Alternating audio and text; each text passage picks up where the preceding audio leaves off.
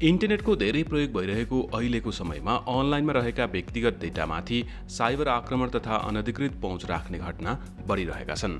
केही सावधानी अपनाउँदा यस्तो जोखिम कम गर्न सकिन्छ। पहिला त विपदको बेला दबावमा परेर अनलाइनमा व्यक्तिगत जानकारी दिन हतार नगरौँ। आफ्नो युजर आइडी र पासवर्डहरूलाई नदिउँ। भाइबर र व्हाट्सएप जस्ता माध्यममा समेत पहिचान नखुलेका व्यक्तिसँग दोहोरो संवाद नगरौँ। त्यस्ताबाट आएका लिङ्क तथा फाइल पनि नखोलौँ। आफ्नो अनलाइन एकाउन्ट अरू कसैले प्रयोग गरिरहेको त छैन? सचेत रहौँ। बलियो र सजिलै अनुमान गर्न नसकिने पासवर्ड राखौँ। बरु पासवर्ड म्यानेजरको प्रयोग गरौँ। एउटै पासवर्ड धेरैतिर प्रयोग नगरौँ। सकेसम्म पाइरेटेड र क्र्याक सफ्टवेयर प्रयोग नगरौँ। सुरक्षा जोखिम हुन सक्ने वेबसाइट नहेरौँ। विश्वसनीय एन्टिभाइरसको प्रयोग गरौँ। वेब ब्राउजरमा एड ब्लक राख्ने गरौँ। जनचेतनाका लागि नेपाल दूरसञ्चार प्राधिकरणबाट जारी सन्देश।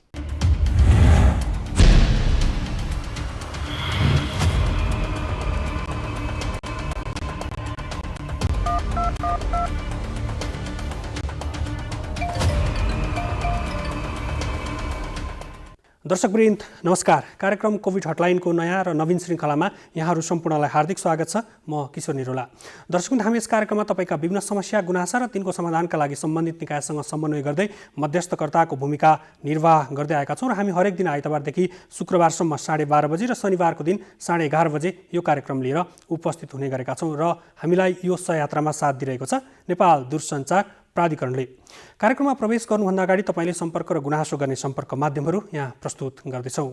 कार्यक्रम कोभिड हटलाइनमा कोरोना भाइरस कोभिड-19 का कारण सिर्जना भएका विभिन्न समस्या वा गुनासो राख्नका लागि सम्पर्क माध्यमहरू: फोन, एसएमएस र भाइबरका लागि 98 427 49 075, Facebook NTV response, email ntvcovid19response@gmail.com।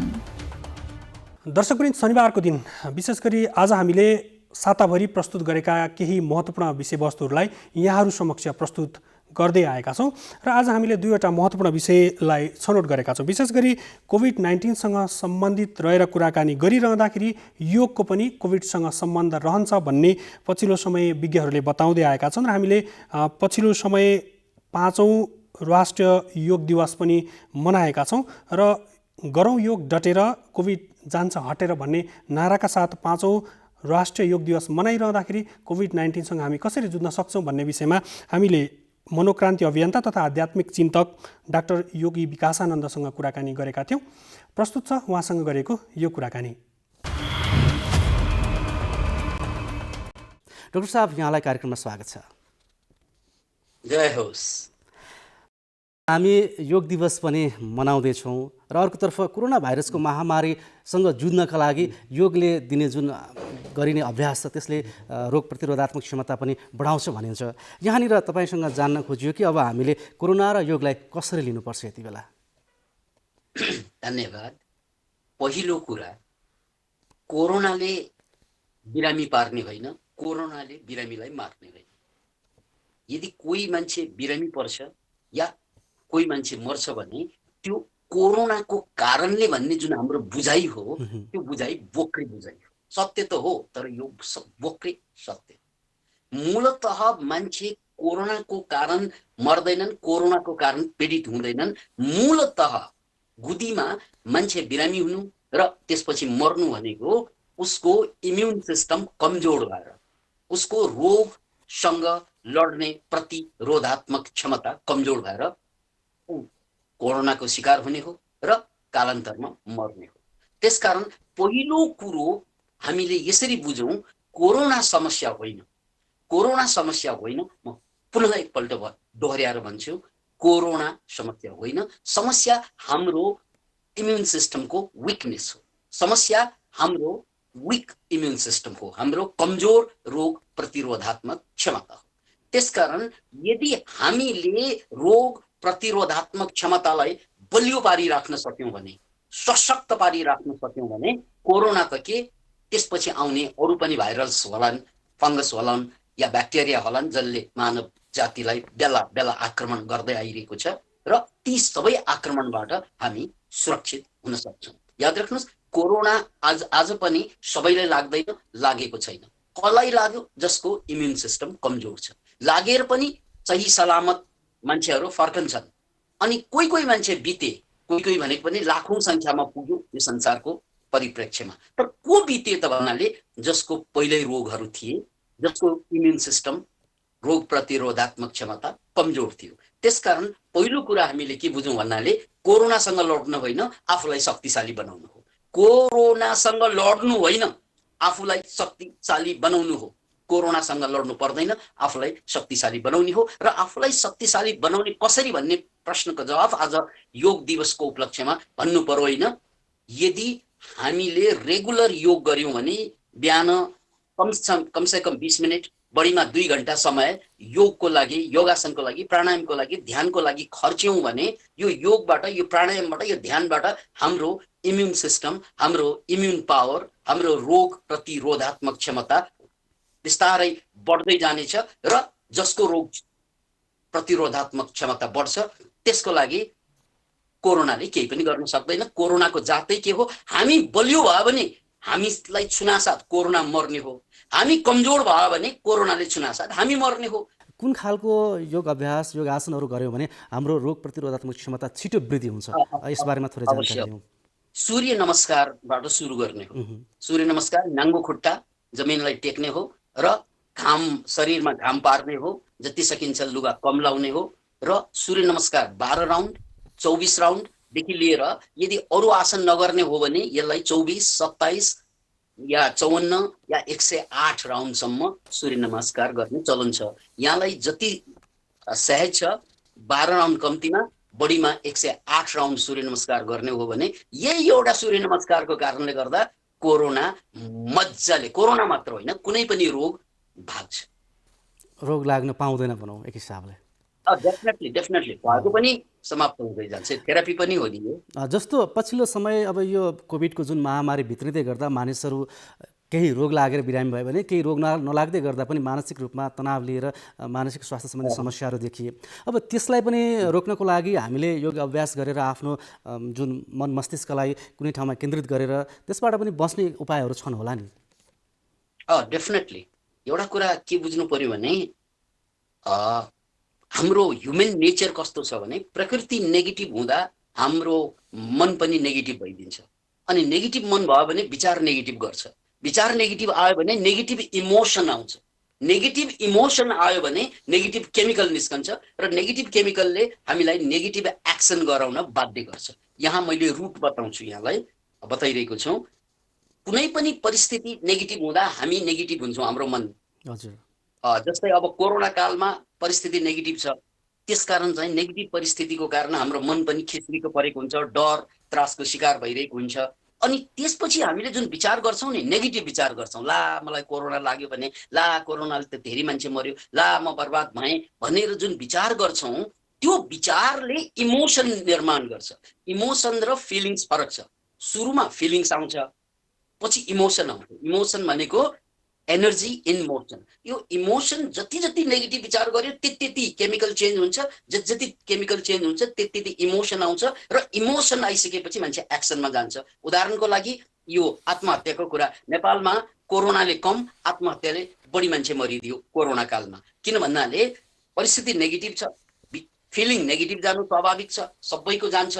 अनि मर्ने मान्छेहरूले नेगेटिभ विचार गर्यो, नेगेटिभ विचारमाथि नेगेटिभ विचार, नेगेटिभ विचारमाथि नेगेटिभ विचार गर्यो, अनि त्यसपछि नेगेटिभ इमोसन आयो र यो नेगेटिभ इमोसनमा केमिकल इन्भल्भ हुन्छ र यही केमिकलको कारणले पावर आउँछ। यो पावरले अरू त केही गर्न सकेन, मर्ने पावर चाहिँ उसलाई दिएर जान्छ। त्यसकारण बुझ्नुपर्ने कुरा के त भने हाम्रो समस्या नेगेटिभ विचार होइन, नेगेटिभ फिलिङ्स होइन। नेगेटिभ फिलिङ्स आउँछ जान्छ, नेगेटिभ फिलिङ आएको बेलामा पोजिटिभ विचार गर्न सक्नुपर्छ। Positive thought, positive thought, positive thoughts हामीलाई बचाउने भनेको सकारात्मक सोच हो। अब क्वेसन के उठ्छ भने मैले सकारात्मक सोच कसरी ल्याउने त सर? त्यो बेला, त्यो पीडाको बेला नेगेटिभ थटलाई पोजिटिभ बनाउनको लागि त्यहाँ क्वेसन गर्नुपर्छ। क्वेसन, एन्सर दिने होइन, ला कोरोना लाग्यो भने त म बर्बाद हुन्छु, यो त एन्सर भयो। ला दाइहरूलाई पनि कोरोना लागेको छ, यो पनि एन्सर भयो। यो एन्सर होइन, एफर्मेसन, क्वेसन गर्ने हो।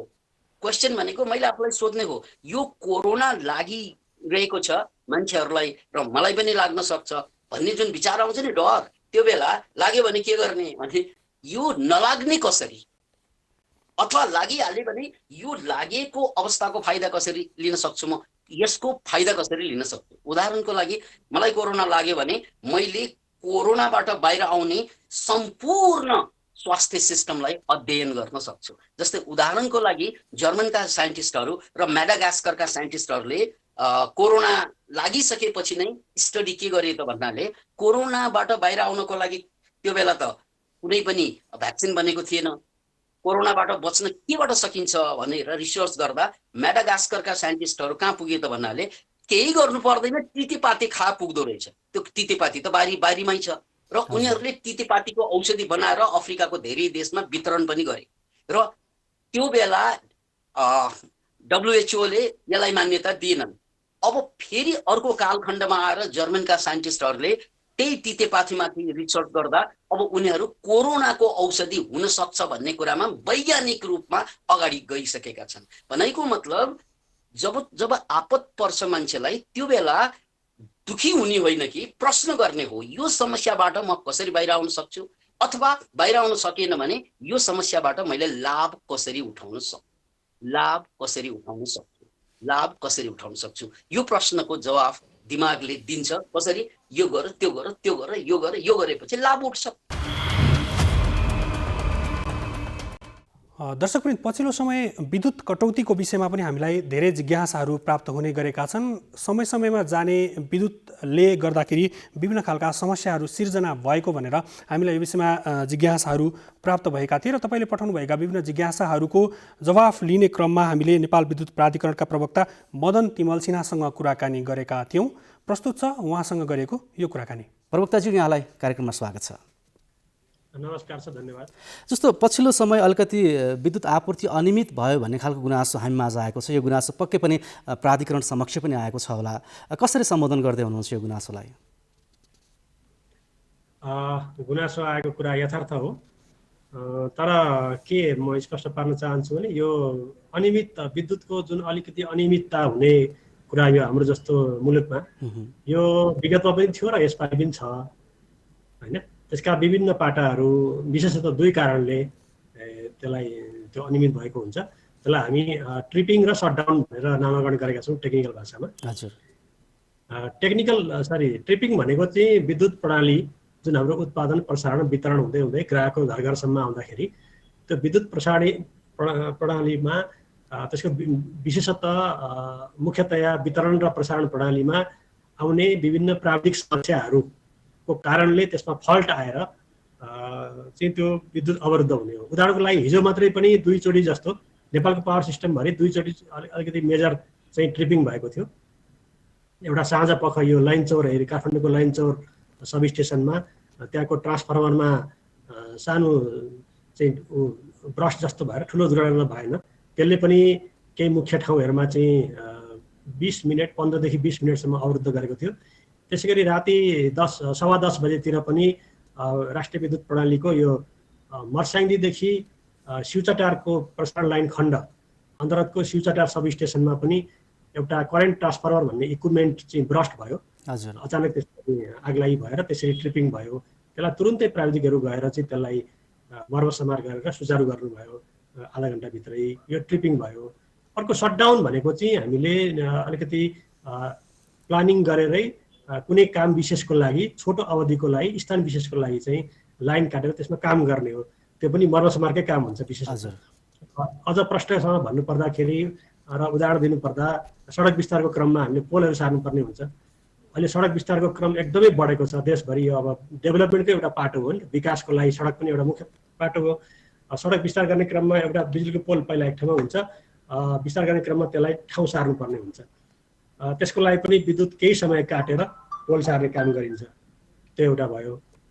अरू त्यस्तै खानेपानीको पाइप जडान गर्न, अन्डरग्राउन्ड केबलिङ गर्न लगायतका विविध अब कुनै लाइनमा विद्युतको लाइनमा चाहिँ रुखहरू परेको हुन्छ, त्यसको हाँगाबिगा काट्नु पर्यो।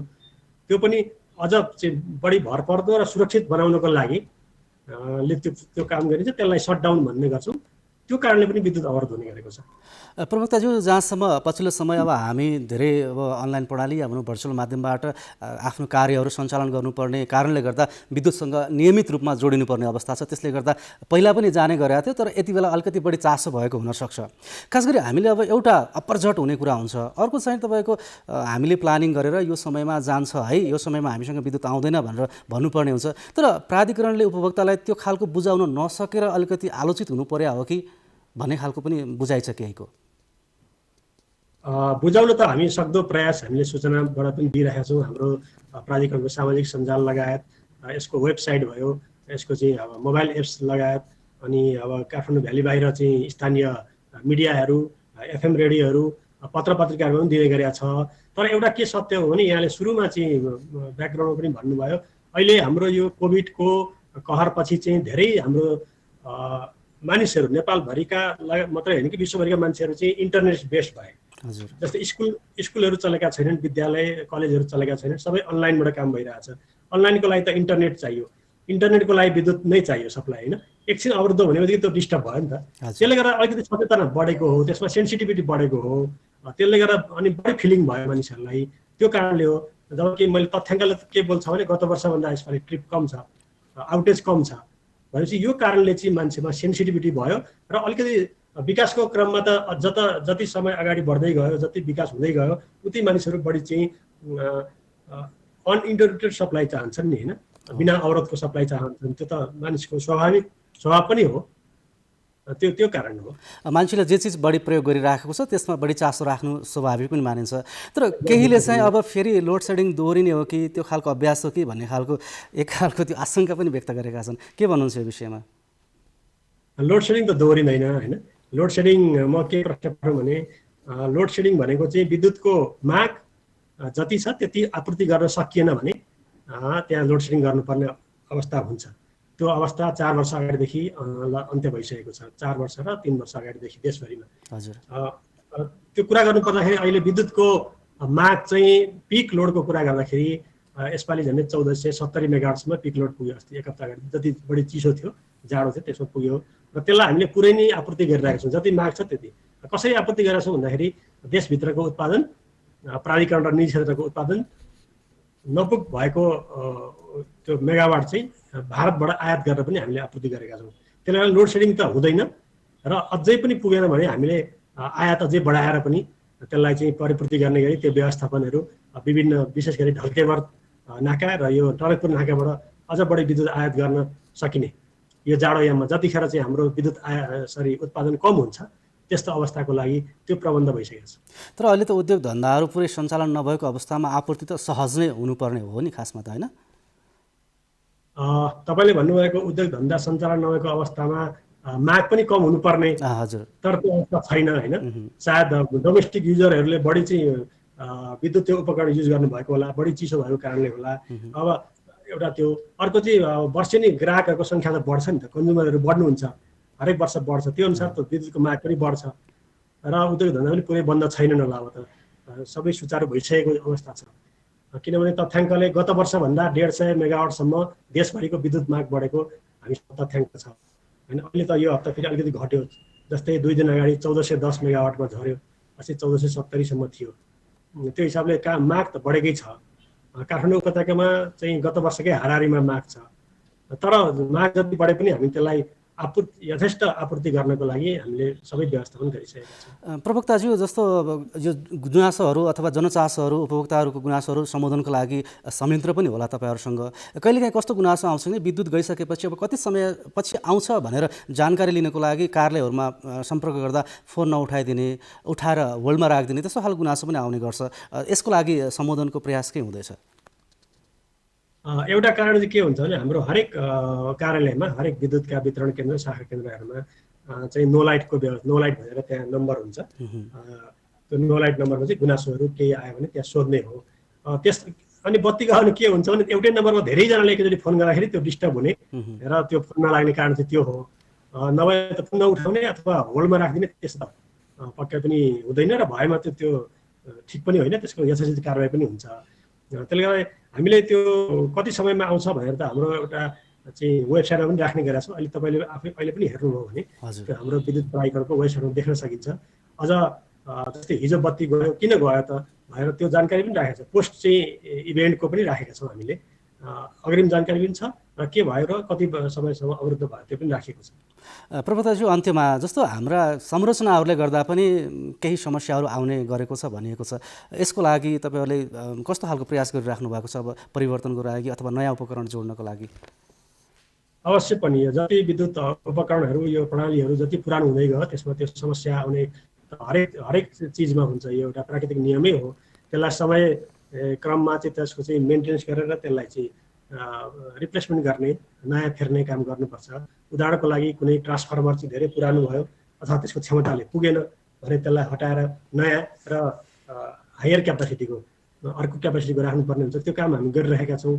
त्यो बाहेक पनि पुरै विद्युत प्रणालीलाई चाहिँ नयाँले विस्थापन गर्ने, त्यसलाई जुन हामी अपग्रेडिङ भन्छौँ, रिहेबिलिटेसनको कामहरू भन्छौँ, सुदृढीकरणहरू, विद्युत प्रणाली सुदृढीकरणको कार्यहरू चलिरहेकै छ।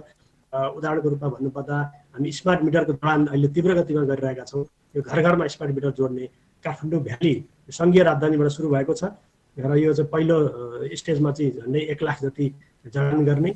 त्यो चाहिँ अत्याधुनिक मिटर प्रणाली हो। त्यसबाट धेरै कुराहरू चुहावट पनि कम हुन्छ, ग्राहकलाई पनि धेरै सुविधा हुन्छ। अर्को विद्युतीय तारलाई पनि भूमिगत रूपमा बिछ्याएर सहरै सुन्दर बनाउने र यसको हरेक पाटो त्यसका फाइदाहरू धेरै छन्। अहिले अब त्यो भन्न आवश्यक भएन। त्यो कामहरू लगायतका सुदृढीकरणको कार्यहरू निरन्तर चलिरहेको छ। धन्यवाद छ यहाँलाई समयको लागि। नेपाल टेलिभिजनलाई पनि यो प्राधिकरणको गतिविधिको बारेमा प्रकाश पार्ने मौका दिनुभएकोमा धेरै धेरै धन्यवाद। दर्शकवृन्द, तपाईँले तपाईँका समस्या जिज्ञासाहरू हामीलाई 24 घण्टा विभिन्न सम्पर्क माध्यममा पठाउन सक्नुहुन्छ। तपाईँका समस्या र जिज्ञासाहरू हामी सम्बन्धित निकाय र सम्बन्धित विज्ञसम्म पुर्याउँदै तपाईँका समस्या समाधानका निमित्त मध्यस्थकर्ताको भूमिका अर्थात् सेतुको रूपमा, पुलको रूपमा काम गर्दै आएका छौँ। तपाईँले तपाईँका समस्या जिज्ञासाहरू हामीलाई पठाउन सक्नुहुन्छ 24 घण्टा। ती सम्पर्क माध्यमहरू यति बेला यहाँ प्रस्तुत गर्दैछौँ। कार्यक्रम कोभिड हटलाइनमा कोरोना भाइरस कोभिड-19 का कारण सिर्जना भएका विभिन्न समस्या वा गुनासो राख्नका लागि सम्पर्क माध्यमहरू: फोन, एसएमएस र भाइबरका लागि 98 427 49 075, Facebook NTV response, email ntvcovid19response@gmail.com। हस्त दर्शकवृन्द, आजको कार्यक्रमबाट हामी सबैलाई बिदा दिनुहोस्। तपाईँ भने नेपाल टेलिभिजन हेर्दै गर्नुहोला। नमस्कार।